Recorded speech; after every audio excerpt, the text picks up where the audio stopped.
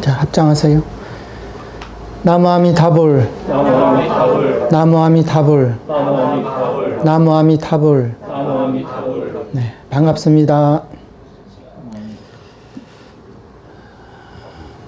예, 원래 이번 시간부터 그 이행품을 하려고 했는데 이 정토종 교장이 아직 이제 끝나지 않은 부분이 있어가지고 이걸 마무리 짓고 이행품으로 들어가도록 하겠습니다.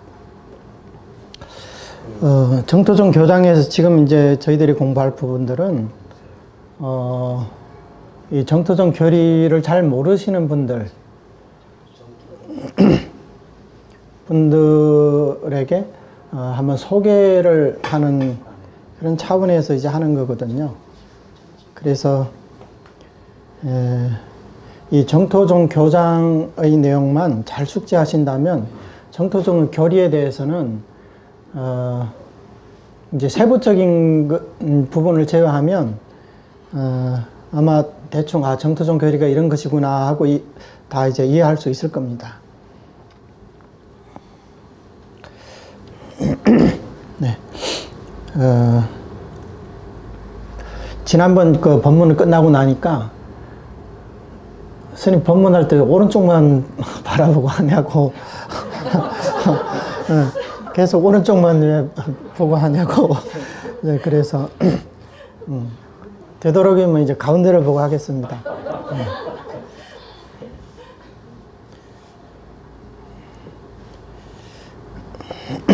지난번 이 교판 부분을 우리 공부하셨죠? 교판까지 성도문과 정토문. 예. 오늘은 이제 행판부터 시작하겠습니다. 교판이라는 건 교리에 대한 판석이고 행판이라는 것은 실제 수행에 들어가서 이 행법에 대한 판석이라고 볼 수가 있습니다. 정토문 가운데 종조에게 요홍 이문판과 정잡 이행판이 있으니 다음 도표와 같다. 이 종조라는 것은 이제 선도대사님을 이제 가리키는 겁니다. 여기 보면 행판에 있어서 이제 두 가지가 있어요. 요문과 홍원, 그 다음에 정업과 정행과 잡행, 이렇게 두 가지로 이렇게 나누거든요. 이것은 여기 도표를 보시면 아시겠지만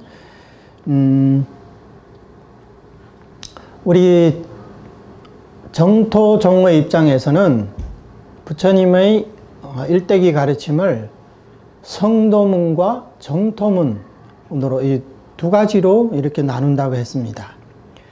성도문이라는 것은 성인의 근기를 가진 자가 자력수행을 통해서 이 땅에서 성불을 하는 그런 이제 수행 법문을 성도문이라고 하고, 그 다음에 정토문이라는 것은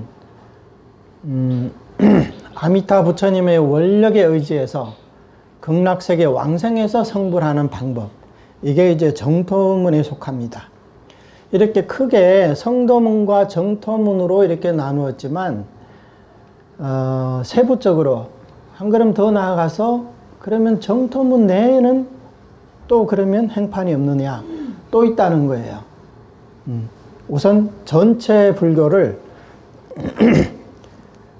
이제 크게 두 가지로 나눴어요. 정토문과 성도문으로 나누고, 그 다음에 한 그룹 더 들어가서 정토문을 또 이제 두 가지로 나눕니다.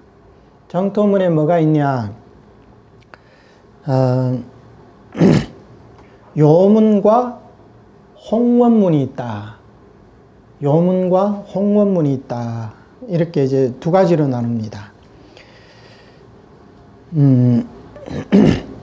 그 다음에 요문과 홍원문으로 이렇게 나누지만 또 정행과 잡행으로도 나눌 수 있다는 거예요. 네. 정행과 잡행이라는 것은 우리 정토문 내에서 그 수행이 직접적인 극락왕생하기 위한 직접적인 행위냐 간접적인 행위냐 이렇게 따라서 정행과 잡행으로 이렇게 나눌 수 있다는 겁니다. 자, 지금 도표를 볼 수 있는 분들을 한번 보세요. 전체 불교를 성도문과 정토문으로 나눴습니다. 그 다음에 이제 정토문으로 들어와서는 또 요문과 홍원으로 나눴다는 거죠. 그러면 요문이라는 것은 어떤 것이냐? 요문도 두 가지로 나눌 수 있어요. 정선과 산선. 이제 정선이라는 것은 집중된 마음으로 닦는 그런 수행들. 예컨대 선정수행. 관경에서 말하는 13정관. 정관. 그러니까 선정해서 닦는 그런 수행을 말합니다. 극락세계를 이제 관찰하는 그런 수행이죠. 근데 그런 수행을 이제 성취하려면 반드시 내 마음이 선정 상태에 도달해야만이, 마음속에 망상번뇌가 일어나지 않는 그런 상태가 돼야만이 우리가 극락세계의 그런 의정장엄을 두 눈으로 그냥 보고 있듯이 그 장엄을 떠올릴 수가 있다는 거죠. 그러기 위해서는 내 마음이 선정 상태가 돼야 되는 거예요. 그 다음에 또 한 가지는 산선이라고 있어요. 산선. 산선이라는 것은 산란한 마음으로, 우리 지금 이 자리에 계신 분들 전부 다 산란한 마음일 거예요.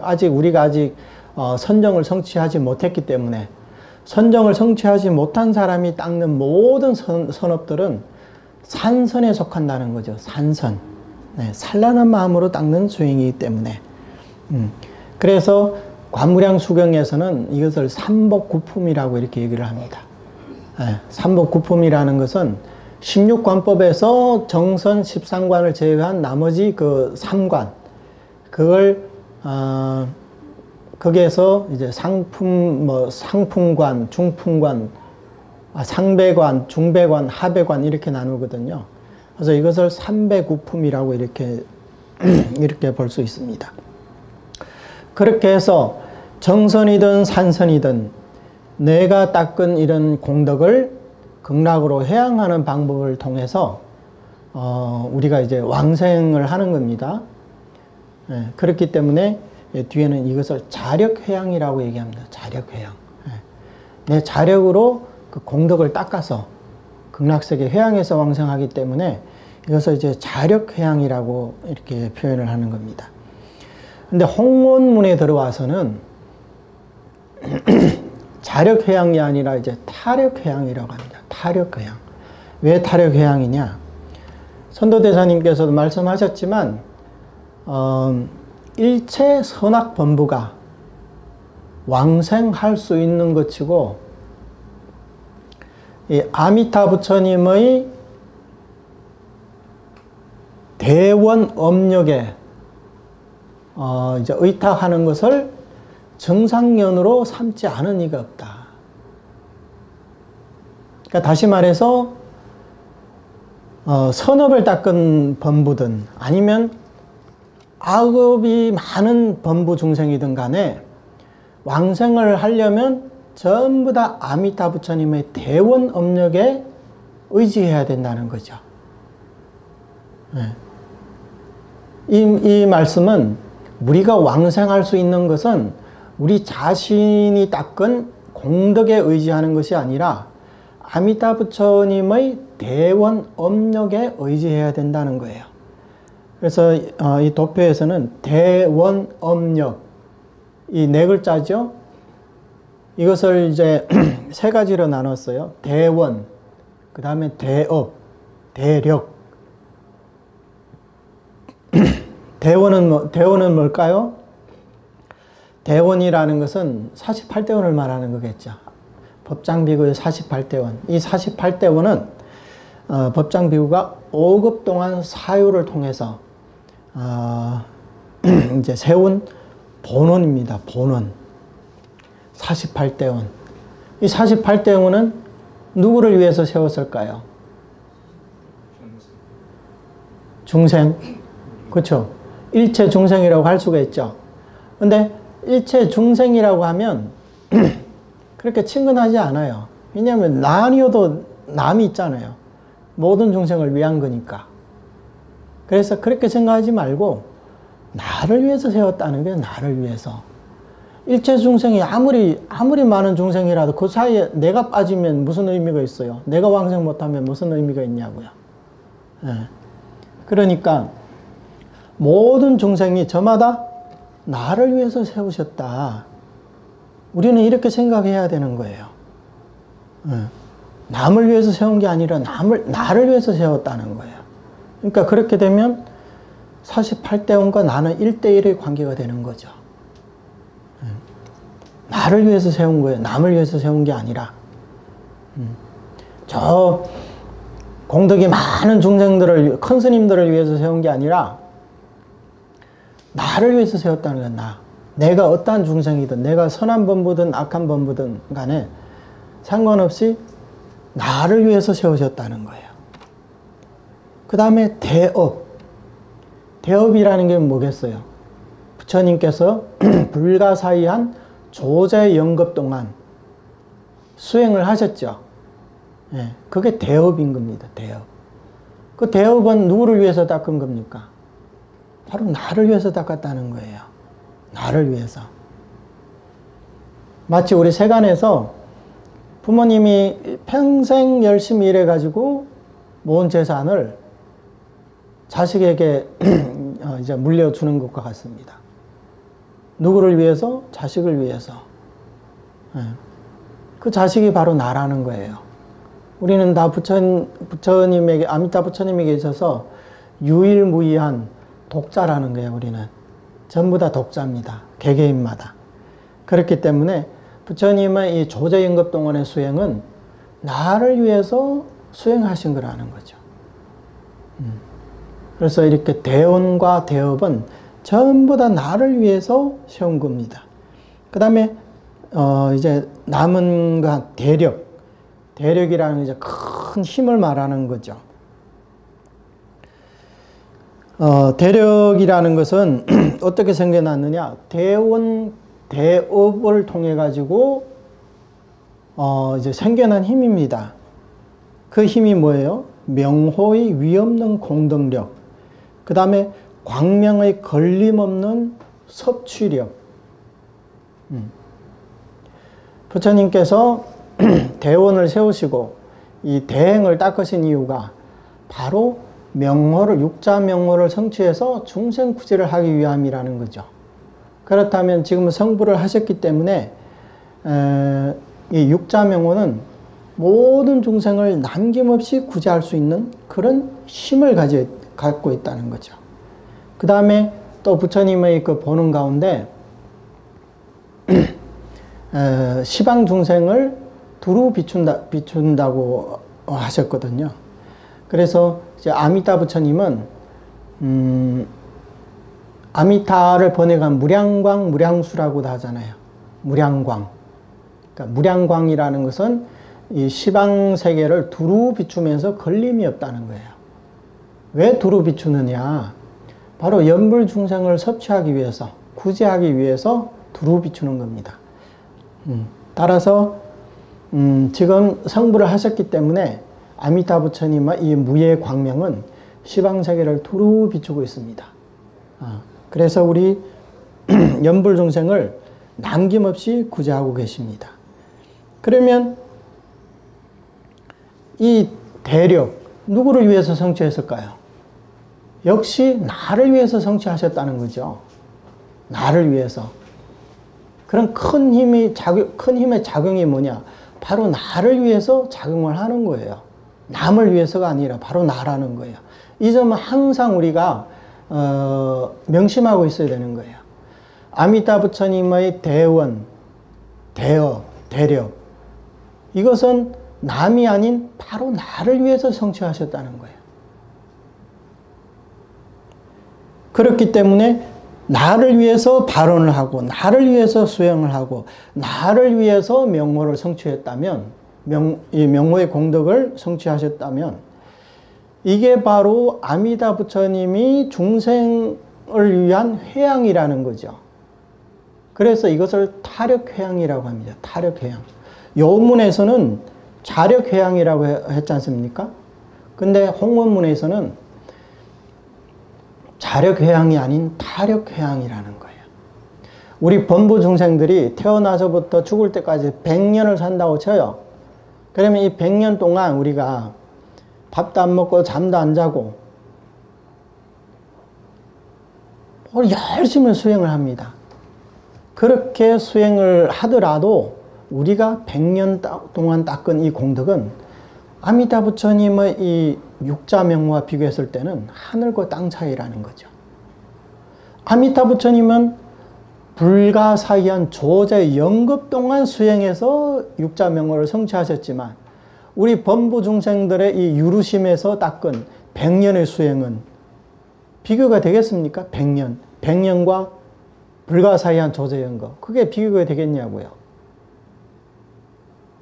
그렇기 때문에 내 스스로 어떤 공덕을 닦아서 왕생한다는 생각보다 아미타 부처님께서 조건 없이 우리 중생들에게 회양해 주신 이 육자명호의 공덕을 우리가 그대로 받기만 하면 바로 왕생에서 성불하고도 남을 공덕을 우리는 이룰 수 있다는 거예요. 그런데 이 점 역시 참으로 믿기가 어렵습니다. 그래서 우리 정토법문을 난신지법이라고도 그러죠. 난신지법. 믿기 어려울 뿐만 아니라 설하기도 어려워요. 설하기도 어려워요. 그러니까 이렇게 얘기를 하면 아니 그러면 뭐 우리는 평생 뭐 선업도 안 닦고 노력도 안 하고 그냥 부처님이 주신 공덕만 받으면 된다. 믿음이 잘 안 가는 거죠. 그렇게 생각하면. 모든 경전에서 특히 대성경전에서 우리는 발보리심을 해야 되고 육바라밀을 닦아야 되고 뭐 많은 경전을 독송해야 되고 진언도 독송해야 되고 할 게 얼마나 많습니까? 근데 정토문에 들어와서는 그런 게 다 필요 없고 오로지 부처님의 이 명호만 부르면 부처님의 원력에 의해서 왕성해서 성불을 할 수 있다. 이렇게 얘기하니까 이제 그 낙차가 너무 크다 보니까 믿기가 어려운 거죠. 믿기가 어려운 거죠. 그 다음에 또 한 가지는 육자명호를 이렇게 부르다 보면 별로 마음속에 크게 이제 느낌이 없단 말이에요. 나무아미타불, 나무아미타불. 3살 먹은 애도 부를 수 있는 거. 이게 과연 그렇게 큰 공덕이 있을까? 우리가 108배를 한다거나 아니면 3000배를 한다거나 아니면 많은 시간을 투자해가지고 경전을 뭐 여러 번 읽고 지장경 독송하고 법화경 독송하고 금강경 독송하고 그렇게 하다 나면 하루 시간이 금방 가버리거든요. 그렇게 하고 나면 좀 뭔가 한 것 같은 그런 이제 느낌이 드는데 나무아미타불, 나무아미타불 하다 보면 어느새 딴 생각을 하면서도 입으로는 나무아미타불, 나무아미타불 하고 있거든요. 그러다 보면 아이고 이렇게 해가지고 뭐 효과가 있겠나? 이 경전 독송하는 것보다 이 공덕이 설마 그것보다 더 크겠냐? 자꾸 이런 생각이 든단 말이에요. 근데 그게 바로 요문과 홍문의 차이라는 거예요. 요문과 홍문의 차이라는 거죠. 이 부분에 있어서는 우리가 이런 부처님의 말씀을 조건 없이 받아들일 수밖에 없어요. 왜냐? 육자명호의 공덕은 우리 범부 중생들의 생각으로 헤아릴 수 있는 게 아니란 말이에요. 물론 경전에서 이제 수많은 그런 금구성언의 말씀이 있지만 우리 중생들은 그럼에도 불구하고 믿기가 어렵다는 거예요. 왜냐하면 내가 체감을 못하니까, 체감이 안 되니까 이것저것 많이 해야 공덕이 많을 것이다. 이런 이제 선입견을 갖고 있단 말이죠. 하지만 한번 잘 생각을 해보세요. 뭐 연불 가목록이라든가 왕생한 사례들을 보면요, 오히려 전수연불을 하는 사람들이 왕생을 더 편안하고 더 쉽게 할 수 있다는 사실이라는 거예요. 예로부터요, 왕생을 가장 편하게 하신 분들이 누군지 아십니까? 뭐 3장 12부를 다 통달한 큰 스님들이 아니에요. 오히려 일자무식한 그런 노인분들이라는 거예요. 글은 모르지만 연불하면 왕생한다. 이거 하나만 딱 듣고 다른 거는 몰라요. 뭐 불교, 뭐 사성제, 삼법이 뭐가 뭔지 그게 뭐냐 이제 그러죠. 하지만 남아민 남아함타 이렇게 부르니까 그 누구도 못지않게 아주 수승하게 이제 왕생을 하신 거죠. 제가 번역한 책 가운데 그 담어대사 그 연불론에 보면 거기도 여러 가지 이제 사례들이 나오지만 그게 이제 한 스님이 있거든. 수무 스님이라고 계시거든요. 그 스님이 이제 전형적인 이제 그런 이제 케이스라고 볼 수 있어요. 이 스님은 옛날에는요, 40이 넘으면 거의 이제 할아버지와 비슷했대요. 예, 고생을 또 많이, 시골에서 고생을 많이 하고 하면, 뭐, 옛날에 또 일찍 또 뭐 시집 장가를 갔으니까, 그때 되면 이제 할아버지가 된 사람들도 많겠죠. 근데 이분이 이제 그때 당시에 그 고승으로 알려져 있는 이제 채한 스님이라고 계셨거든요. 그 스님하고 이제 같은 고향 사람이에요. 그래서 이 사람은 이제 평소에 속가에 있을 때, 옛날에는 그 솥에 이제 깨지거나 구멍이 나면 그 떼우는, 그 땜질하는 그런 직업이 있었잖아요. 옛날에는 그 방방곳곳을 지게로 뭐 갖고 다니면서 누구 집에 뭐 그런 게 있다 하면 가가지고 그거 떼어주고 밥 한 끼 얻어 먹고 뭐 이제 뭐 쌀 주면 쌀 받고 돈 주면 돈 받고 이제 그런 이제 직업을 가졌던 분이에요. 이제 40이 넘어가서 보니까 삶에 이제 의미가 없는 거예요. 이렇게 살아서. 그래서 생각해 보니까 내 고향 친구 가운데 어느 절에서 아주 뭐 방장, 큰 스님이 되신 분이 있다는 이제 그 기억이 떠올라서 무작정 그 스님을 찾아간 거죠. 그 스님 찾아가가지고 출가를 하겠다고 하는 거예요. 근데 이 제한 스님은 그때 당시에, 큰 절에 이제 방장이었을 뿐만 아니라 천태종의 법맥을 이어받은 큰 스님이었어요. 그 인광대사님의 문초에도 채한 스님에 대해서 한참 이렇게 찬탄을 하셨거든요. 당대의 대선지식이었다고 할 수가 있겠죠. 근데 이 사람은, 이 고향 친구는 어렸을 때부터 이제 글도 이제 배운 적도 없고, 평생을 이제 그런 그릇이나 이제 솥을 때우는 이제 그런 일만 해왔거든요. 그러다 보니까 뭐 교리를 가르칠 수도 없고, 교리를 모르면 실수행을 하기도 힘들거든요. 특히 이제 천태종의 이런 수행들은요, 교리에 대해 가지고 해박해야만이 실수행해서 그것을 이제 사용할 수가 있는 거예요. 그 교리에 맞게 수행을 할 수가 있다는 거죠. 그래서 처음에는 이제 난색을 이제 표하니까, 그러지 말고, 시키는 대로 다 할 테니까, 그냥, 한번 꼭 좀 이제 제자로 받아달라. 이제 그렇게, 이제 부탁을 한 거예요. 그래서 생각해보니까, 뭐, 이렇게 늦가기라도 이제 발심을 했으니까, 그냥 돌려보낼 수는 없고 해서, 어느 지방에, 그 빈절이 있는데 조그만 이제 연불 땅이에요. 그게 가가지고 혼자 수행해라. 그러니까 수행 방법도 간단해요.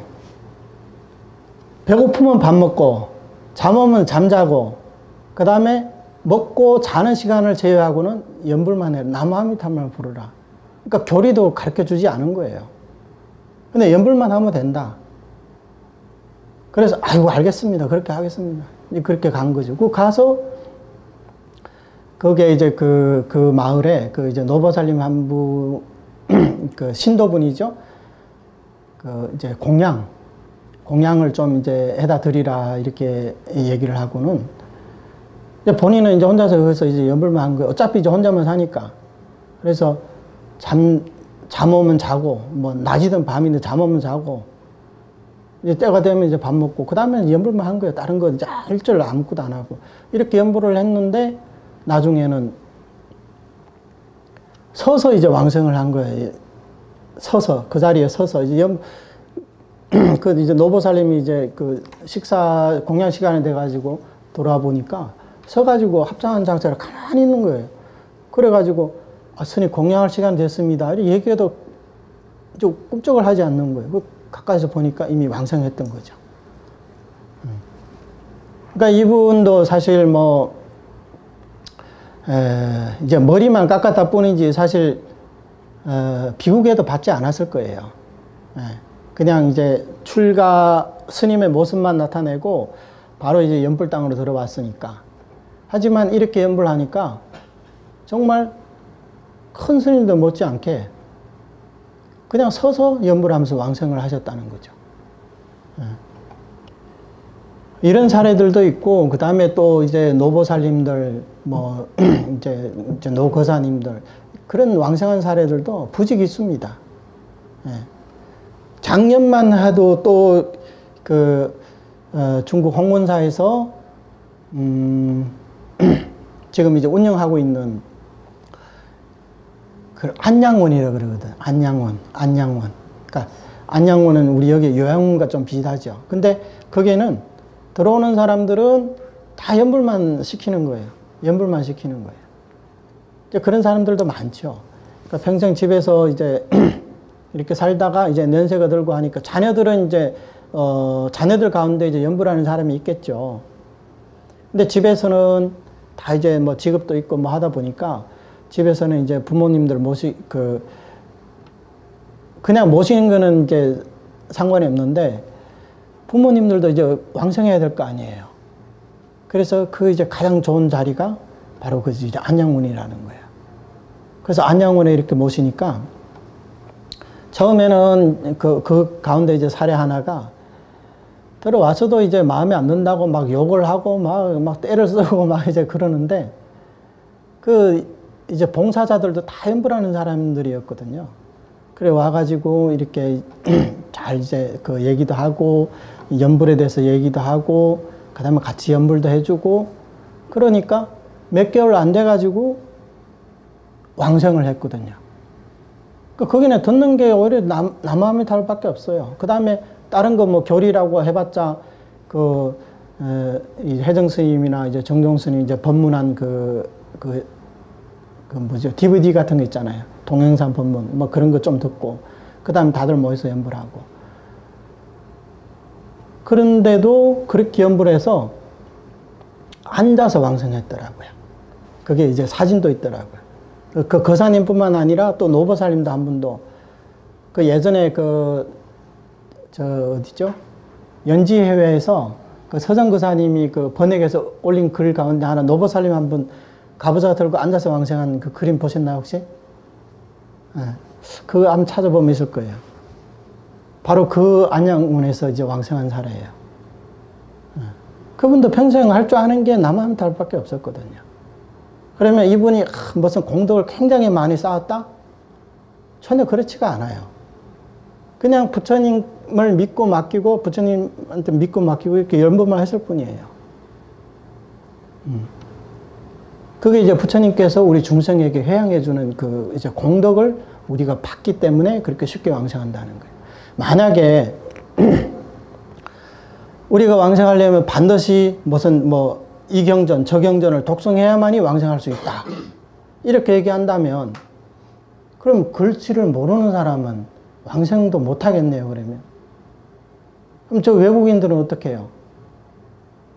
한글도 모르고 한문도 모르고 그리고 그 경전이 외국어로 번역도 안 되어 있으면 그럼 그 사람들은 왕생도 못하겠네요. 아니라는 거예요. 기독교인이든 천주교인이든 종교를 떠나서 누구든지 남아함탕을 부르면 왕생할 수 있다는 거예요. 이건 뭘 설명하냐면 왕생의 정의는 명호에 있다는 거예요. 만약에 명호에 있지 않다면 명호만 불러서는 왕생할 수 없는 거예요. 만약에 왕생을 하는데 반드시 어떤 경전을 독송해야 된다. 그러면 경전 독송이 왕생의 정인이 되는 거예요. 그러면 경전 독송을 못하는 사람은 왕생을 못한다는 얘기가 되는 거예요. 그게 바로 정인이거든요. 근데 현실에서는 육자명호만 부르는 사람이 오히려 더 쉽고 더 수월하게 왕성할 수 있다는 거예요. 이렇게 해서 홍원문은 아미타 부처님의 대원, 대업, 대력에 의지한다. 그래서 이것을 이제 홍원문이라고 이렇게 얘기하는 타력회양이라고 합니다. 이게 이제 요홍 이문판입니다. 요문과 홍원문에 대한 이제 판석.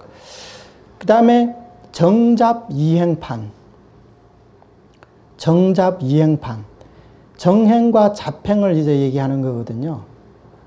여기에서는 이제 또 이제 할 말이 좀 많죠. 정잡이행, 그러니까 정행과 잡행을 말하는 거예요. 여기 보면 위에는 정행, 아래는 잡행이 있습니다.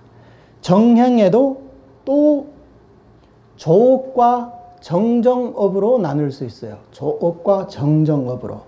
그러면 조업은 뭐냐? 조업에는 4가지가 있습니다. 첫째, 독송정행. 두 번째, 사실 관찰정행입니다. 관상이라고도 이제 할 수가 있죠. 관찰정행, 예배정행, 그 다음에 공양과 찬탄을 합쳐가지고 이걸 또 이제 하나로 보거든요. 자, 그래서 조업은 독송, 관찰, 예배, 공양, 찬탄. 정정업은 뭐냐? 칭명, 정정업. 그래서 정행을 더 세분화하면 정정업과 조업으로 나눌 수 있다는 겁니다.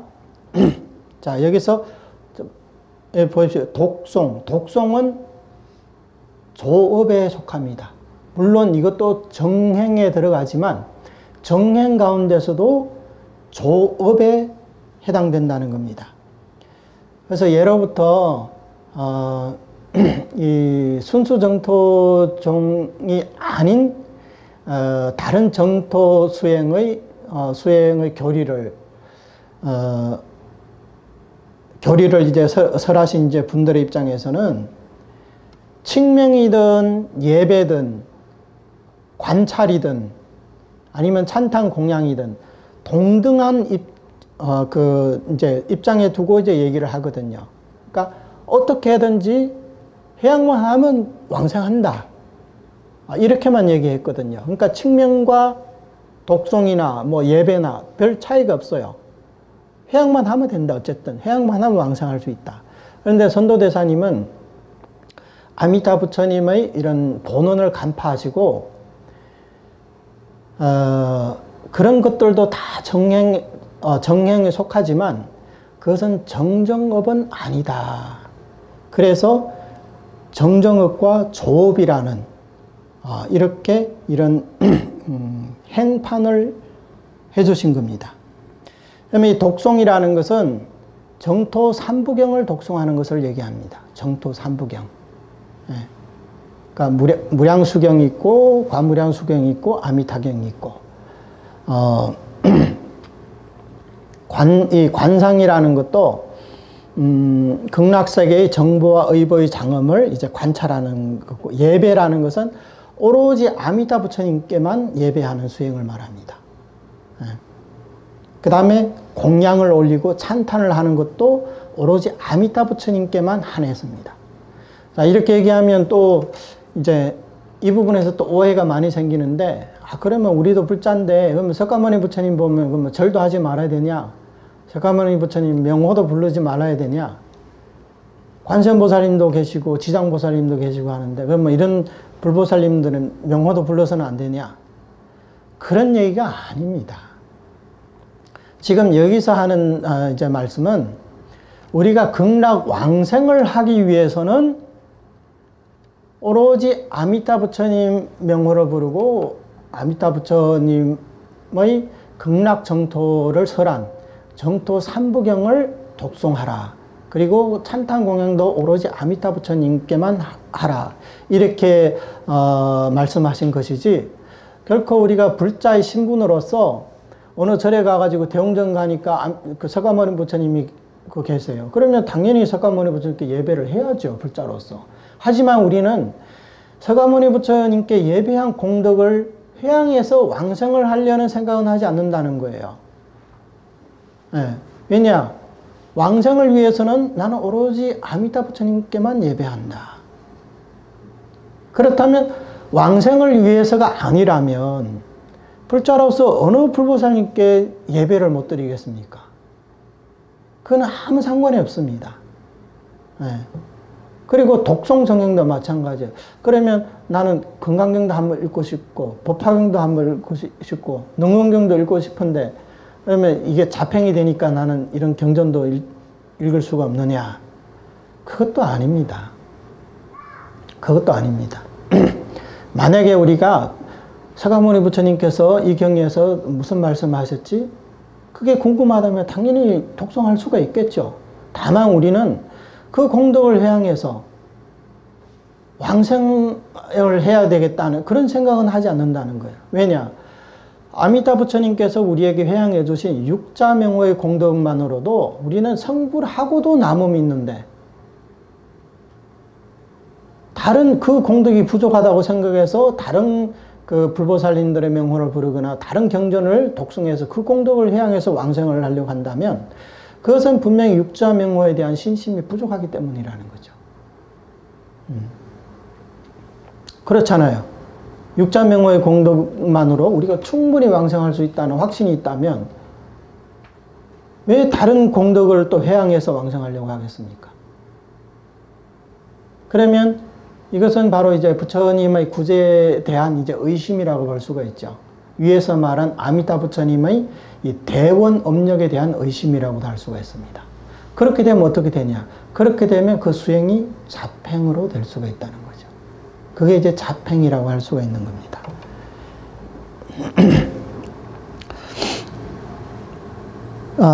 그래서 여기서 뒤에 봐요. 마음이 항상 가깝고 억념이 끊어지지 않아 간격이 없음 이렇게 얘기했습니다. 이 정행은 내가 정토 삼부경을 독송하든 아니면 뭐 아미타 부처님께 예배를 하든 아니면 극락세계 의정 장엄을 관찰을 하든 전부 다 아미타 부처님과 극락세계를 에워싸고 진행되는 수행이잖아요. 그렇기 때문에 이것은 항상 아미타 부처님과 마음이 가깝다는 거예요.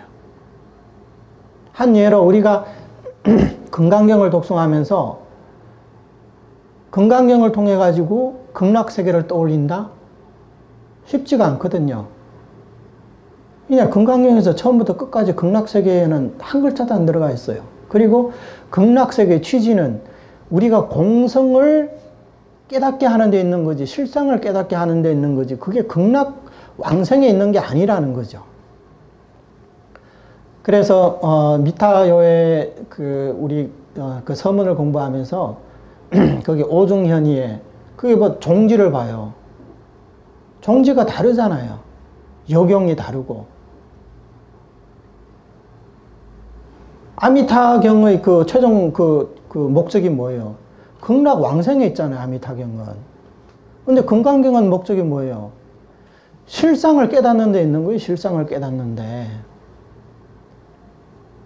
그러니까 뭐 모든 수행이 다 똑같지 뭐 거기 다 거기서 거기지. 천만의 말씀. 결과적으로는 다 성불을 하기 위함이고 다 실상을 깨닫기 위한 거라고 말할 수는 있겠지만 그 최종 목적지로 가는 길은 다를 수가 있다는 거예요. 다 똑같다면 한 가지 법만 설하면 되지 뭐하러 84,000가지를 설하겠어요? 그렇게 설할 이유가 있나요? 한 가지만 딱 설하면 다 똑같은데? 그러니까 모든 법문마다 그 법문에서 추구하는 그 목적이 있다는 거죠. 그리고 그 목적을 향해서 가는 길이 각각 다르기 때문에 84,000갈래의 길이 생겨난 겁니다. 왜냐? 중생들의 근기가 각각 다 다르기 때문에. 우리가 약을 먹고 병이 나으면 다 건강한 사람이잖아요. 근데 이 점에서는 똑같지만 각각 다 병이 다른데 똑같은 약을 먹을 수가 있나요? 약을 먹고 병이 나으면 다 똑같이 정상인이지만 병이 낫기 전에는 서로 먹는 약도 다를 거고 치료 방식도 다를 거 아닙니까? 그래서 이제 정행이라는 것은 바로 이렇게 부처님과 아미타 부처님과 또 극락세계와 마음이 항상 가깝고 억념이 끊어지지 않아 간격이 없음. 우리는 연불만 했다 하면 정토 삼부경을 독송했다 하면 바로 극락세계와 극락세계와 간격이 사라진다는 거죠. 항상 내 마음은 극락세계가 있고 아미타 부처님에게 가 있으니까. 그런데 자팽은 밑에 보세요. 자팽. 자팽은 다른 부처님을 부르고 다른 행을 닦는다는 거예요. 그래서 어떻게 되냐? 마음이 자주 끊어져 비록 회양하여 왕생할 수는 있으나 모두 소원하고 잡다한 행이라 부름. 이게 이제 자팽의 의미입니다. 사실 극락 왕생을 하기 위한 행 가운데 그게 두 가지가 있는데 정행과 자팽이 있습니다. 근데 이 자팽이라는 것도 여전히 극락 왕생의 행입니다. 자팽이라고 해가지고 저거는 극락 왕생을 할 수 있는 행이 아니다. 그런 얘기가 아니에요. 여기서도 얘기했잖아요. 정토문 내에서 정행과 자팽으로 나누는데 이 두 가지도 다 극락 왕생을 할 수 있는 행이라는 거예요. 다만 자팽이라는 것은 자신이 닦은 공덕을 삼심을 통해서 회행을 해야만이 왕생할 수 있고 그게 삼심이 갖춰지지 않으면 왕생하기 어렵다는 거죠. 예를 들어 가지고 지장경 같은 경우 보세요. 지장경에 어디에서 극락왕생이라는 말이 있습니까? 그러면 우리가 지장경을 통해서 왕생하려고 한다. 회양을 하지 않으면 왕생 못하겠죠. 당연한 거 아닌가요? 지장경에도 나와 있지만 지장경을 독송하는 사람은 다음 생에서 도리천에 태어난다 그랬어요. 도리천. 그렇게 나와 있죠? 도리천이라고. 근데 도리천에 가는 게 나아요? 극락세에 가는 게 좋아요? 당연히 극락세이겠죠. 예. 그러니까 모든 행은요, 그 원인을 닦으면 그 얻을 수 있는 결과가 있다는 거예요. 예를 들어서 우리가 5개를 잘 지킨다 금생에. 그럼 다음 생에 100% 사람 몸을 얻을 수 있어요. 5개를 지키는 게 원인이면 다음 생에 사람 몸을 얻는 게 결과다. 이게 인과라는 거죠. 예. 우리가 10선을 닦는다. 그러면 천상세계에 태어날 수 있어요. 거기다 사무량심까지 더 닦는다. 그러면 더 높은 사무량심에다가 선정까지 닦는다. 그러면 색계, 무색계에 또 태어날 수가 있어요. 그런데 그걸 통해 가지고 더 높은 데 3계를 초월한다? 어림도 없죠. 그러면 5계를 닦아서 3계를 초월한다. 그거 있을 수 있는 일입니까? 5계의 결과는 사람 몸을 받는 건데 금생에 부모한테 효도한다. 그러면 효도의 공덕으로 내가 3계를 초월한다. 그런 일이 있을 수 있겠습니까? 세간에서 아무리 효자라 하더라도 그 공덕은 기껏해야 천상에 태어나는 것밖에 안 돼요. 그것도 6계 내에서 색계까지도 못 가요. 왜냐하면 색계를 가려면 반드시 선정을 닦아야 되는 거죠. 예, 아무리 효자라 한다 효도를 한 공덕으로 선정이 저절로 이루어지지는 않거든요. 예, 그러니까 3계 가운데서도 6계까지 밖에 못 간다는 거죠. 6계에서도 도리천까지 밖에 못 갑니다. 그 공덕으로는. 그런데 관무량 수궁에서 중품왕생을 보세요. 하루 밤낮 8관제계만 지켜도 왕생할 수 있다고 그랬죠. 8관제계만 지켜도. 그 다음에 부모한테 효도한 공덕으로 또 중품 하생으로 왕생한다고 했잖아요. 그럼 왜 그럴까요? 그게. 그 이유가 뭘까요? 그게 이제 삼복이지 않습니까? 왜 왕생할 수 있을까? 인과가 안 맞잖아요, 사실은. 8관제계 하루 밤낮 지켜가지고 3계를 벗어난다? 그게 인과에는 안 맞습니다. 하지만 그 공덕을 회양을 한다면 이제 인과에 맞죠. 왜냐? 내가 가진 공덕을 회양해서 왕생한다고는 하지만 실제로는 나의 그 공덕에 의지해서 왕생하는 것이 아니라 역시나 삼심을 통해서 회양을 했기 때문에 역시 연불심에 의해서 아미타 부처님의 대원 업력에 의해서 왕생하는 겁니다. 그래야 인과가 맞는 거죠. 그래야 인과가 맞는 겁니다. 하품하생한 사람이 평생 오역과 시박의 죄를 지었는데 임종할 때 선지식을 만나서 10번을 나무아미타를 부르고 왕생했다. 이 사람이 공덕이 얼마나 많을 것 같습니까? 10번 연불한 공덕. 우리 이 자리에 계신 분들 가운데 10번을 못하신 분 계세요? 훨씬 넘었을 거 아니에요. 그러면 10번을 연불하는 사람 보고 저 사람은 참 수행을 열심히 했다. 공덕을 많이 쌓았다. 우리가 그렇게 말할 수 있나요? 하지만 10번을 연불해서 결과적으로는 왕생했다는 거죠. 왜? 그게 바로 아미타 부처님의 대원 업력에 승탁했기 때문에 왕생할 수 있었던 겁니다.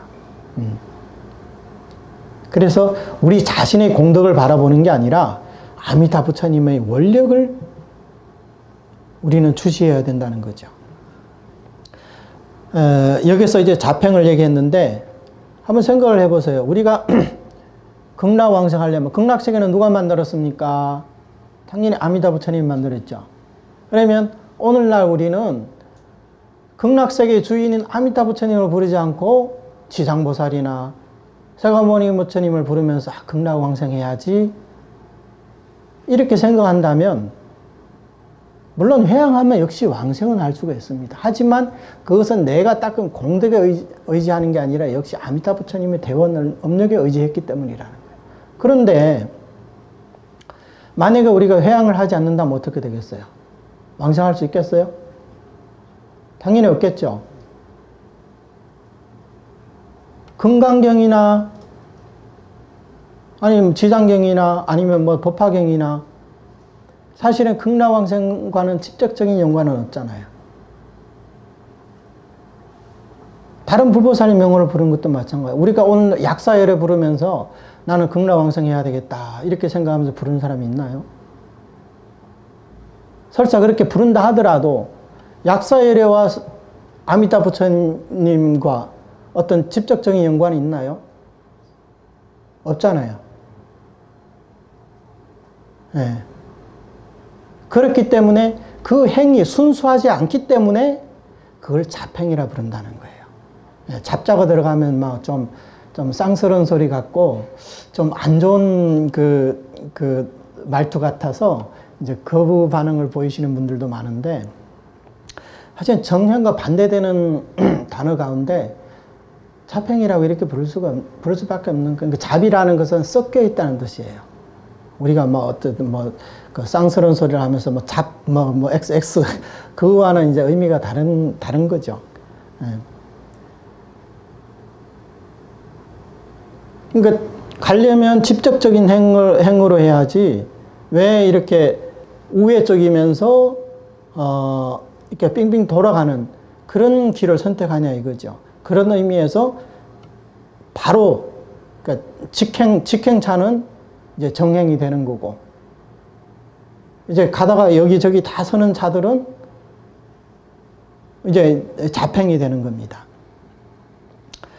그렇기 때문에 마음이 자주 끊어진다는 게 극락세계와 나 사이에 아까 말씀드린 대로 우리가 금강경이나 지장경을 부르면서 시지각한 내 마음에서 극락세계를 생각하기는 어렵단 말이에요.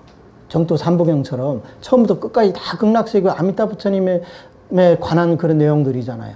그러면 그런 경들을 읽으면 읽을수록 내 마음이 극락세계에 가 있는 것 같아요. 극락세계와 내 마음은 항상 가깝다는 거죠. 그런데 정토 삼부경을 제외한 다른 경전들은 취지와 목적이 다르기 때문에 그 경을 독송하는 순간만큼은 내 마음과 극락세계는 서로 떨어져 있다는 거예요. 그렇기 때문에 자주 이제 끊어지게 되는 거죠. 하지만 이런 수행들도 회양하면 왕생은 할 수 있습니다. 하지만 모두 소원하고 잡다한 행위라 부른다는 거예요. 그래서 이것을 잡행이라고 이렇게 부르는 겁니다.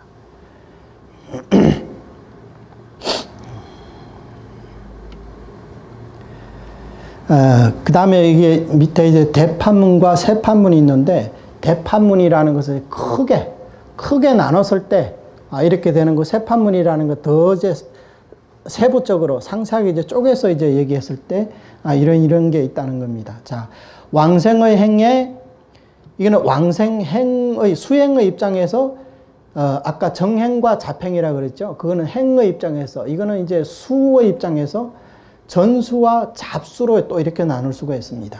전수와 잡수. 전수를 정행이라고 하고 잡수는 또 잡행이라고도 표현합니다. 그러면 정행에는 정정업과 조업이 있다. 그래서 여기서 보면 아까 이제 정정업은 전수 칙명연부를 전수라고 했다고 했습니다.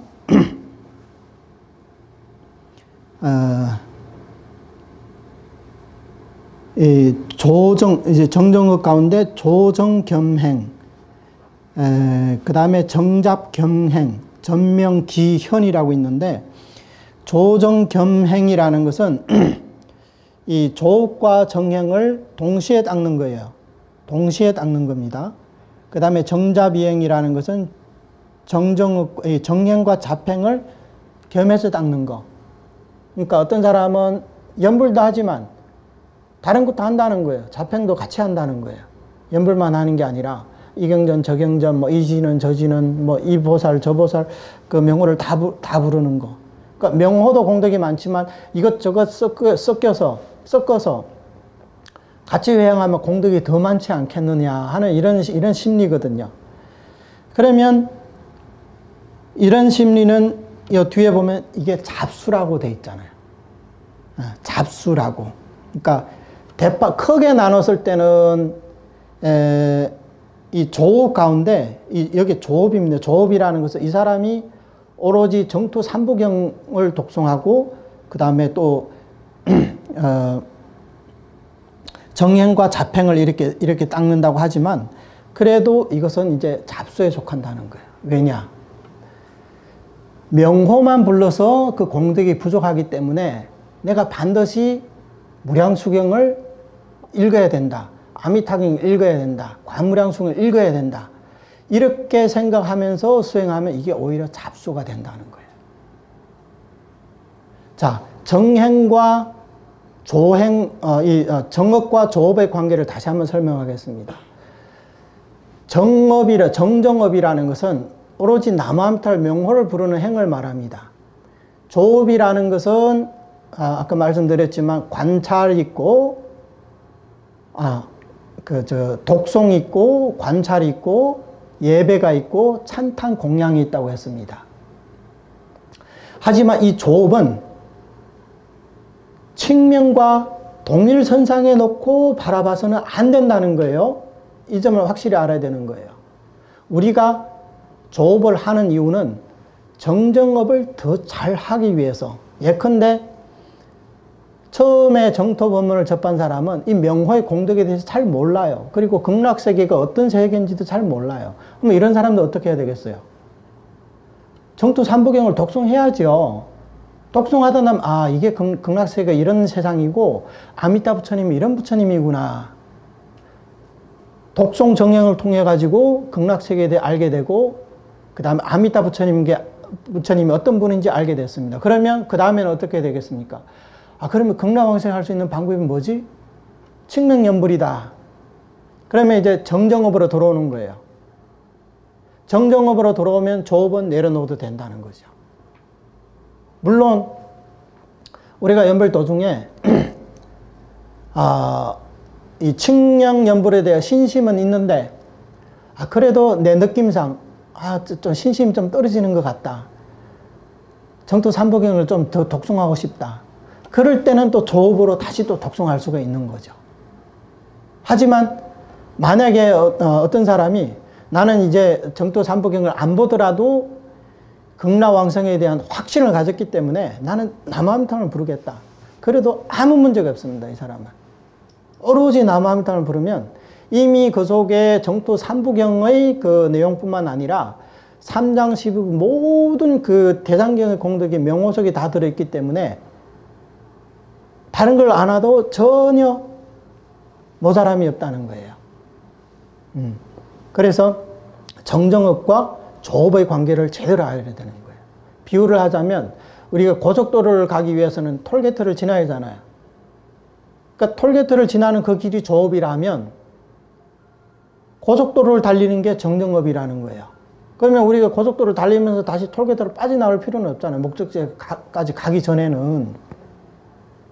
예, 그러니까 그 두 가지를 반드시 같이 겸용을 해야 된다. 명호만 해서 안 되고 반드시 정토 삼부경을 같이 읽어야 내 왕생할 수 있다. 이렇게 생각하면 오히려 이게 잡소가 된다는 거예요. 하지만 명호만으로도 충분하지만 내가 지금 요 며칠 신심이 좀 떨어진 것 같으니까 극락세계를 한번 내가 가고 싶다. 마음속으로라도 극락세계에 극락세계를 담은 정토 삼부경을 읽고 싶다. 그렇게 해서 읽었을 때는 아무 문제가 없죠. 그때는 조업의 역할을 할 수가 있다는 거예요. 무슨 얘기인지 알겠죠? 그러면 나는 명호는 부르지 않고 경전만 정토 삼부경만 독송하면 왕생할 수 있냐 없냐. 그렇게 되면 이게 정행이라고 하지만 역시 회양을 해야 왕생할 수 있는 겁니다. 회양을 해야 정토 삼부경을 독송한 공덕을 회양해야 왕생할 수 있다는 거예요. 우리가 5계를 지키고 8관제계를 지키고 그 다음에 10선을 닦고 뭐 부모에게 효도하고 이런 공덕도 왕생할 수 있는데 정토 삼부경을 독송해가지고 그 공덕을 회양하면 왜 왕생 못하겠습니까? 하지만 이것은 정정업이 아니기 때문에 역시 회양을 해야 된다는 거야. 근데 남아미타불을 부르면 어떡하냐? 따로 회양이 필요 없습니다. 왜? 나무가 바로 귀명이요 회양의 뜻이 있고 아미타불이 바로 그 행이기 때문에 이 속에 이미 우리가 남아미타를 부르는 즉시 이미 삼심이 구족되어 있다는 거예요. 그래서 삼심이 뭔지 몰라도 우리가 일양전념 남아미타불만 하게 되면 삼심은 저절로 구속되어 있다는 거예요. 그렇기 때문에 이 정정업이 왕생하기 쉬운 이유가 바로 여기 있는 거예요. 내가 남아미타를 부르는 즉시 바로 아미타 부처님의 대원 능력이 내 마음에 작용을 일으키기 때문에 그게 바로 직접적인 행위라는 거예요. 지난번에도 이런 비유를 들었었는데 헷갈릴 때 이런 비유를 생각하면 이해하기가 쉬울 거예요. 이 명호에는 자연스럽게 중생을 극락세계로 끌고 가는 그런 힘이 있어요. 그게 대력이라는 거예요. 대력. 대원 음력할 때 대력이거든요. 비유를 하자면 한강에다가 나무토막을 하나 던져 놓으면 이 나무토막이 어디 걸리거나 누가 건지지만 않으면 자연스럽게 강물을 따라서 바다로 들어가게 돼 있어요. 그렇죠? 어디 걸리지만 않으면 결국은 바다로 들어갈 거 아니에요. 이 나무 자체가 스스로 내가 어디로 가야 되겠다, 내가 바다로 가야 되겠다, 내가 어디로 가야 돼 생각이 없더라도 강물에 따라서 저절로 바다에 가게 돼 있다는 거예요.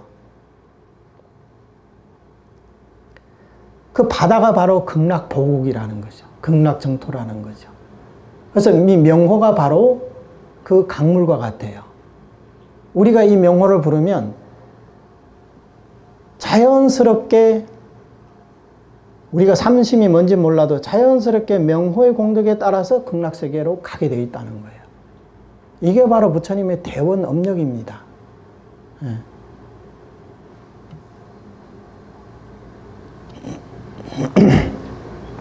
그래서 이 밑에 전명기현이라고 있잖아요. 이 한문으로 되어 있는 거.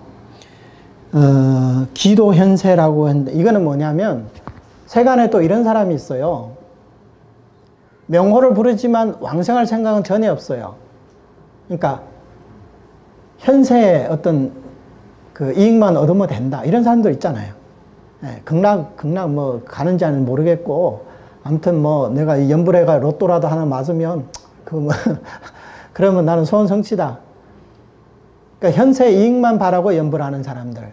이런 사람도 이제 잡행이라고도 볼 수가 있다는 거죠. 오로지 연불만 하더라도 이런 사람은. 왜냐하면 연불은 왕생을 위한 행위지 다른 행위 아니거든요. 그러니까 이런 의미에서 어떤 사람은 나는 연불하면서 연불을 통해서 내 마음을 밝히려고 한다. 나의 심성을 밝히려고 한다. 나의 뭐 참나를 깨달으려고 한다. 이렇게 생각하고 연불한다면 이거 역시 잡행이 될 수밖에 없죠. 예. 아미타 부처님이 육자명호를 왜 성취하셨나요? 우리 뭐 현세 우리 스스로 우리 중생들 마음을 깨달으라고 성취했나요? 아니잖아요. 정토 삼부경을 보세요. 중생이 극락왕생에서 성불하라고 나무아미타 육자명호를 성취해 주신 거지. 우리가 무슨 뭐 불성을 깨닫고 참나를 깨달으라고 한 게 아니란 말이에요. 물론 연불 도중에 우리가 어떤 깨달음이 있으면 좋겠지만 그렇다고 해가지고 그걸 가지고 아 나는 깨달았으니까 나 이제 왕생 안 와도 돼. 이렇게 생각은 하지 말라는 거죠. 예. 그리고 또 한 가지 지난번에 말씀드렸지만 명호 자체가 구경실상이라고 했잖아요. 구경실상이라고 했잖아요. 예. 따라서 우리가 명호를 부르는 사람은 금생에 깨달으면 어떤 모든 이 실상을 깨닫지 못하든 간에 이 명호 자체가 실상이기 때문에 몰라도 실상의 공덕이고 알아도 실상의 공덕이라는 거예요. 그러면 우리가 설사 금생에 우리가 근기가 안 돼서 깨닫지 못한다 하더라도 무슨 여한이 있겠어요. 구경실상을 불러서 극락왕생에서 바로 성불하는데 명호만 잡고 있으면 되는 거죠. 그래서 이제 또 마지막에 세 번째 이제 보겠습니다. 도표. 이거 지난번에 이 두 번째에서 어떤 거사님이 그런 질문을 하셨거든요. 아니 왜 정업과 조업을 같이 닦으면 이게 왜 잡수가 되느냐? 다 정정업인데. 그래서 질문하신 분이 계셨거든요. 그 5가지 다 정행인데 왜 이걸 같이 닦으면 이게 잡수가 되느냐 이렇게 질문을 하셨거든요. 바로 방금 설명한 이제 그 내용입니다.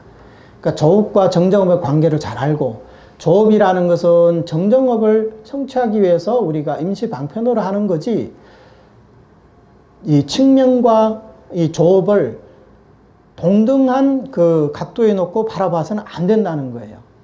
예. 그 차이만 알고 조업을 사용하든 정업을 하든 아무런 문제가 없습니다. 그러면 그거는 이 잡수라고 할 수가 없어요. 근데 이 조업에도 두 가지가 있거든요. 동류조업과 이류조업이 있어요. 동류조업이라는 것은 바로 여기서 말하는 이 정행을 말하는 거예요. 오로지 뭐 정토삼부경을 독서한다고 오로지 아미타 부처님 명호를 부르고 뭐 오로지 극락세계를 관찰하고. 근데 이류조업이라는 것은 뭐냐면 내가 법화경을 독송하든 능언경을 독송하든 그게 다 조업이 또 될 수가 있어요. 왜냐? 금강경이든 능언경을 독송하고 나니까 정말 자력수행이 이 정도로 어렵구나. 그걸 느낄 수가 있거든요. 그러면 그걸 통해 가지고 비교를 통해 가지고 역시 나의 근기로는 연불을 해야 되겠구나. 나에게는 연불밖에 없구나. 이렇게 해서 연불로 돌아온다면 이것도 이제 조업이 되는 거죠. 근데 만약에 연불을 하다가 금강경을 읽고 나서 금강경이 좋구나. 앞으로 금강경 해야 되겠구나. 법화경을 보고 나서 법화경이 좋으니까 앞으로 법화경 사경을 해야 되겠구나. 이렇게 돼버리면 그러면 그거는 이제 정행도 아니고 잡행도 아니에요, 사실은. 잡행이라는 것도 결국은 극락왕생이라는 이 목표 하에서 하는 행법이거든요. 근데 만약에 극락왕생이라는 목표를 버려버리고 나는 이 법화경을 해가지고 뭐 현생에 성불해야 되겠다. 이렇게 마음먹으면 이거는 이제 정행도 아니고 잡행도 아닙니다. 정토문이 아니니까 성도문으로 가버린 거예요. 이 차이를 우리는 꼭 알아야 돼요.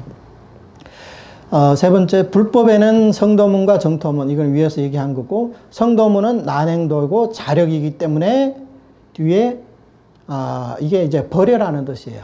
우리에게 있어서는 불필요한 내용이기 때문에 우리는 내려놓는다, 버린다, 이렇게 볼 수가 있어요. 그 다음에 정토문에 들어와서 정토문은 이행도이고 타력이다. 근데 타력에도 두 가지가 있다. 자팽이 있고 정행이 있다. 그러면 정행이 뭔지를 안다면 자팽을 하는 사람도 이제 정행으로 돌아와야 되는 거죠. 처음에는 우리 정토 수행하는 사람 대부분 다 그래요. 저도 그랬었고, 처음에는 정토 수행이라는 게 뭐 이런 거지 뭐 그냥 그렇게만 생각하고 수행을 해왔거든요. 나중에 알고 보니까 이게 자팽이었다. 왜? 부처님의 정정업이 뭔지 알았기 때문에. 그러면 자팽을 버리고 이제 정정업으로 돌아오는 거죠. 이렇게 들어오고 나면 정행에도 조업이 있고 정정업이 있다 했잖아요. 예. 그러면 이제 나중에는 조업을 내려놓고 정정업으로 또 들어오는 거예요.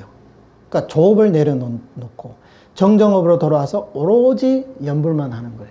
이게 이제 본원 칙명이라는 거예요. 본원 칙명. 이 칙명은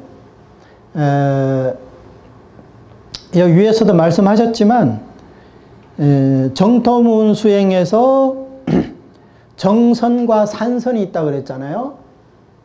그게 이제 16관법이거든요. 16관법. 근데 이 연불이라는 것은 칙명연불은요.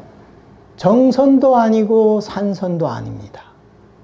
그러면서 정선의 공덕을 초월하고 산선의 공덕도 초월합니다. 그러니까 선정으로 닦은 공덕, 아니면 우리 산란한 마음으로 닦은 이런 공덕. 연불은 정선도 아니고 산선도 아니다. 하지만 정선의 공덕을 초월하고 산선의 공덕을 초월한다는 거예요. 왜?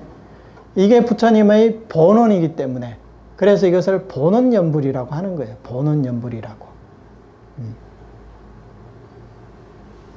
부처님이 주시는 공덕을 곧바로 우리가 받아 쓰기 때문에 이것을 본원연불이라고 하는 거예요. 그리고 이것을 또 연불삼매라고도 합니다.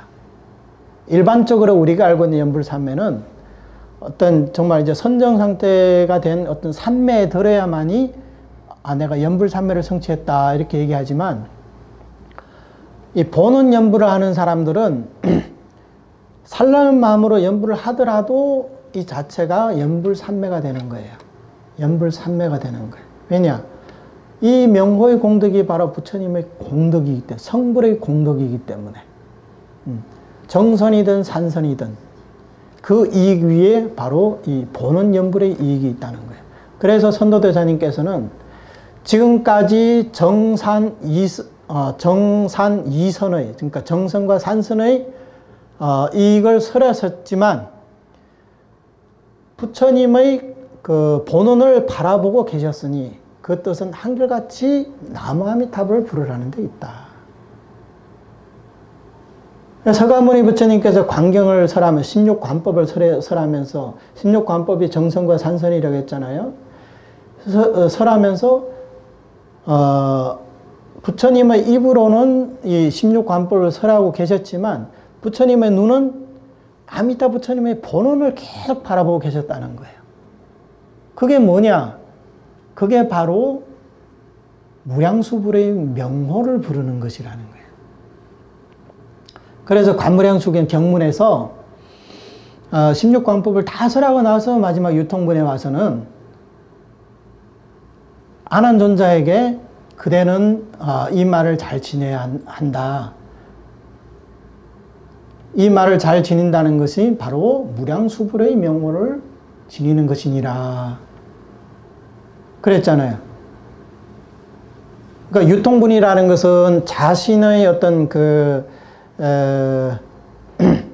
이제 우리 부모가 이제 임종할 때 유언을 남기는 것 같아요. 유언을 남길 때 그냥 쓰잘데기 없는 말을 하겠어요? 가장 중요한 말을 하겠죠, 그때는. 근데 앞에서 16관법, 뭐 정선도 설하고 산선도 이렇게 많이 설했지만 마지막 유통분에 와서 안한존자에게 부촉한 것은 정선도 아니고 산선도 아니고 무량수불의 명호를 부르라고 했다는 거죠. 이게 굉장히 의미심장한 말이거든요. 그래서 이 말씀에 대해서 역대적으로 많은 해석이 있지만 오직 선도대사님께서 하신 말씀이 바로 그 말씀이에요. 이걸 통해 가지고 부처님의 본래 뜻은 서가모니 부처님께서 결국에 설하고자 하는 뜻은 16관법 중에 13관법도 아니고 마지막에 309품도 아니고 오로지 아미타 부처님의 명호를 부르는 데 있다. 이렇게 해석해 주셨거든요. 그리고 나서 서가모니 부처님께서는 원래는 이제 삼경을 설한 순서가 먼저 무량수경이고 그 다음에 관무량수경이고 마지막에 불설 아미타경이에요. 아미타경에 와서는 어때요? 다른 법을 설했나요? 오로지 칭명연불만을 설했잖아요. 처음부터 끝까지. 명호를 부르라고. 지명연불. 집지명호하라고 그랬잖아요. 집지명호. 그래서 아미타경이 제일 마지막에 설한 겁니다. 학자들의 그 연구에 의하면 아미타경을 설할 때가 바로 법화경을 설할 때와 이제 겹쳤다는 거예요. 그러니까 거의 이제 서가모니 부처님이 이제 임종하기 전에 이제 설한 경이라는 거죠. 그러니까 아미타경에 와서는 그런 방편들은 싹 버리고 오로지 진실만을 드러낸 거예요. 그게 뭐냐? 집지명호하라. 하루에서 1회 동안, 그러니까 7일 동안.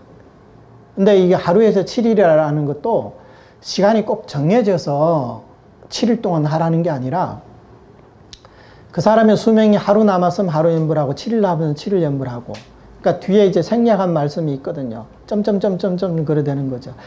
수명이 7년 남았으면 7년 연불하고 70년 남았으면 70년 연불하라는 뜻이에요. 그래서 선도대사님은 한 번 발심하고 나서 내가 이 목숨이 끊어질 때까지 부처님의 명호를 부르는 것.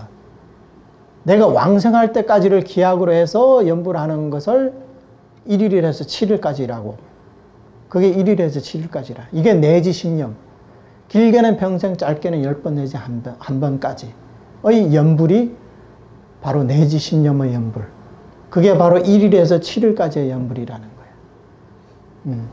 그러니까 7일만 해서 딱 일심불란이 됐으니까 이제 나는 안 와도 된다. 이제 그게 아니라 지금부터 시작해서 내 이 수명이 닿을 때까지 연불하는 것을 1일에서 7일이라고 경전에서는 이제 간략하게 그렇게 설한 겁니다. 이제 제일 어려운 부분은 이제 다 했으니까 오늘 뭐 마무리 짓죠, 뭐. 그 다음에 이제 13번은 정토법문에서 어떤 근기를 섭수하느냐. 참선법문은 분명하게도 6조 단경에서 나의 이 법은 상상근기를 접인한다고 얘기했어요. 그러니까 상상근기만 섭수한다는 거죠. 참선법문에서는. 근데 정토법문은 어떠냐. 위로는 등각보살을 거두고 아래로는 오역 정법비방 일천제를 거둔다. 그러니까 성불하기 직전까지인 이런 지장보살, 관세음보살, 뭐 이제 문수보형까지도 다 정토법문에 섭수하는 근기에 속하고 아래로는 오육제를 짓거나 정법을 비방한 그 다음에 성근이 끊어진 이런 일천제까지도 다 정토법원에서 섭수하는 근기에 해당한다는 겁니다.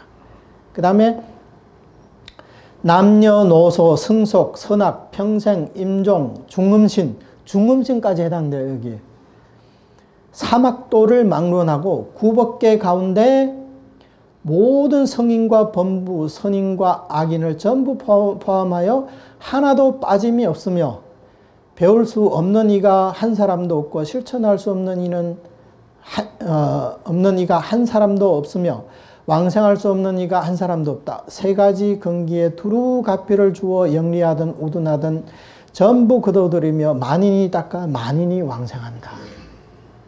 그러니까 한마디로 정토법문에서는 어떤 부처님 이하 뭐 성불했으면 극락 안 가도 되죠. 뭐 성불했는데 극락 갈 필요가 뭐가 있겠어요. 근데 아직 성불을 못했다면 저 아비지옥 중생까지 포함해서 전부 다 정토법문을 닦을 수 있고 전부 다 성공할 수 있다는 거예요. 어떤 수행들은요, 내가 아무리 큰 마음을 먹고 아무리 열심히 해도 내가 근기가 안 되면 못 닦는 수행들이 많아요. 노력한다고 다 잘 되는 게 아니에요. 노력한다고 뭐 열심히 공부한다고 다 서울대 갑니까? 아니잖아요. 아니면 서울대 옆에 집 사놓고 있으면 서울대 쉽게 가나요? 가깝잖아요. 가까우면 쉽게 가나요? 그것도 아니거든요. 성적이 나와야 될 거 아니에요. 근데 우리 정토 수행은 타력 회항이기 때문에 어떤 사람이라도 연불만 하면 다 갈 수 있는 거예요. 연불만 하면 100점이에요. 그 다음에 현세와 미래의 두 가지. 연불에는요, 지금까지 왕생에 대해서만 중점적으로 이렇게 말씀드렸는데, 연불은, 왕생의 이익은 가장 중요한 이익이지만, 현세에도 이익이 있다는 거예요. 우리가 어떤 소원 성취라든가, 집안에 무슨 우환이 있다든가, 뭐, 환자가 있다든가, 전부 다 남아미타불을 통해서 다 이룰 수가 있다는 거예요. 그러니까 그런 걱정하지 말고,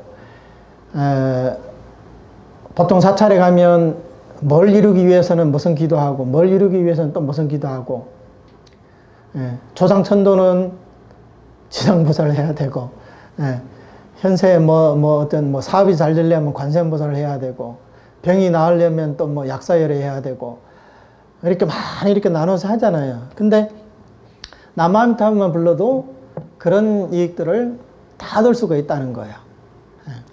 한번 생각해보세요. 영가천도도 사실 그렇거든요. 대부분 이제 사찰에서는 천도 드릴 때 지장보살을 부르잖아요. 지장보살을 부르면서 결국에는 또 극락왕생하라고 그러잖아요. 그렇다면 극락왕생의 최종 목표라면 남아미타불 부르면 되는 거 아니에요? 왜 지장보살을 해가지고 또 그걸 통해가지고 또 극락왕생하라고 하는지. 그 도솔천에 가라면 이해가 가겠지만 굳이 그렇게 할 필요가 있냐 이거죠.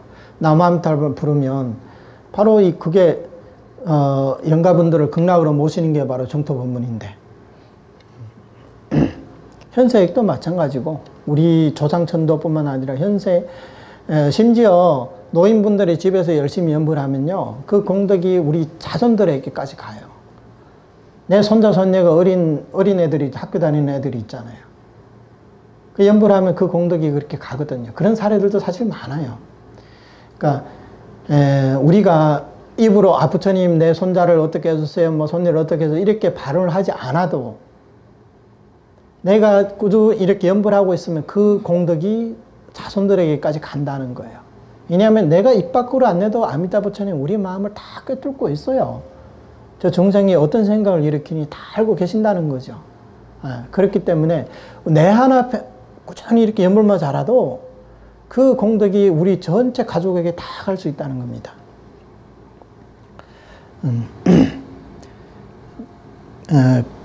그리고 이제 미래 이익은 우리가 왕생에서 이제 또 널리 중생을 이제 구제할 수가 있는 거죠. 밑에 도표는 있지만 이것도 이제 한번 읽어보면 알 것 같고, 이 종풍에 관해서는 종풍은 이제 기니까 그냥 한번 읽어보면 알 수 있을 것 같아요. 나중에 뭐 인연이 되면 이거는 뭐 한번 하든가. 오늘 여기까지 하고 혹시 질문 있으세요? 질문. 오늘 들은 법문 가운데 좀 이해가 안 간다 하는 부분 없어요? 없으면 여기까지 하겠습니다. 남아미타불. 남아미타불. 네.